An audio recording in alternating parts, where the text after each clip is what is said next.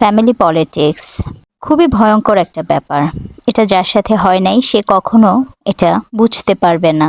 যেখানে নিজের বাবা মা প্ল্যান করে এক সন্তানকে ধ্বংস করে অন্য সন্তানকে কিভাবে এগিয়ে রাখা যায়, এটা আসলে কি বলবো, এতটাই জঘন্য, এতটাই ঘৃণিত যে এটা নিয়ে কথা বলতেও ভালো লাগে না। এটা যার সাথে হয়েছে সে জানে এটার ভয়াবহতা কতটুকু। চোখের সামনে অন্যায় দেখেও চুপ থাকতে হয়, কতটা ভয়ানক ব্যাপার। কারণ এরা সবাই আপনারই পরিবারের অংশ, পরিবারের লোক। তবে একটা কথা মনে রাখবেন, যারা এ ধরনের পরিস্থিতির সাথে মোকাবেলা করছেন, আপনি ঠকে গেলেও আপনার জীবনটা কখনোই থেমে থাকবে না। হয়তো কষ্ট থাকবে, ক্ষত থাকবে, তবুও জীবন চলবেই, এটাই বাস্তবতা। সময়ের সাথে সাথে আপনিও এগিয়ে যাবেন, আবার ঘুরে দাঁড়াবেন, আবার বাঁচতে শিখবেন। কিন্তু যে ঠকিয়েছে তার সবচেয়ে বড় শাস্তি অন্য কিছু নয়, নিজের আয়নায় নিজের চোখে তাকানো।